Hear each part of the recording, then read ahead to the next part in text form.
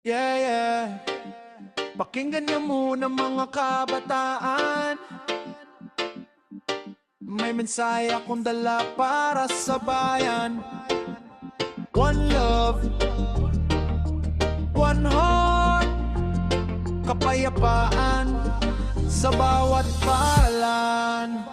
Araw-araw sa balita, grabe ang eksena. May gulo, may away, may luha sa kamera. Mga estudyante, dapat libro ang hawak. Pero bakit minsan galit ang lumalabas? Hindi solusyon ng dahas at karahasan. Lalong hindi ang pagkuha ng buhay ng sino man. Isang maling desisyon habang buhay ang kapalit. Pangarap ng pamilya biglang napuputol at napipital. Mga kapatid, pakinggan mo sana, may mas magandang daan kaysa sa galit at sigawan. Kapag mabigat ang problema at di na makayanan, may Diyos, pamilya, kaibigan, handang sumuporta kailanman. Kabataan, kayo ang pag-asa ng bayan. Huwag hayaang masira ang kinabukasan. Mag-aral, mangarap at maging inspirasyon. Kapayapaan ang sagot sa bawat sitwasyon. Kabataan, itaas ang iyong mga kamay. Pagmamahal at respeto ang ating gabay. Sa loob ng paralan at sa buong pamayanan, pagkakaisa ang susi sa magandang kinabukasan.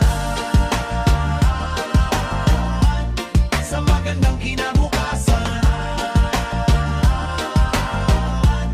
Sa magandang kinabukasan. Lahat ng nakikita sa internet ay tama. Minsan na maling impluensya ay lumalala pa. Kaya mag-isip muna bago kumilos. Dahil bawat hakbang may bunga at may kapalit na lubos. Respeto sa guro, respeto sa kapwa. Yan ang pundasyon ng maayos na bansa. Kung may problema, pag-usapan ng mahinahon. Hindi kailangan ng dahas para marinig ang opinyon. Mga kapatid, pakinggan mo sana, may mas magandang daan kaysa sa galit at sigawan. Kapag mabigat ang problema at di na makayanan, may Diyos, pamilya, kaibigan, handang sumuporta kailanman. Kabataan, kayo ang pag-asa ng bayan. Huwag hayaang masira ang kinabukasan. Mag-aral, mangarap at maging inspirasyon. Kapayapaan ang sagot sa bawat sitwasyon. Kabataan, itaas ang iyong mga kamay. Pagmamahal at respeto ang ating gabay. Sa loob ng paralan at sa buong pamayanan, pagkakaisa ang susi sa magandang kinabukasan.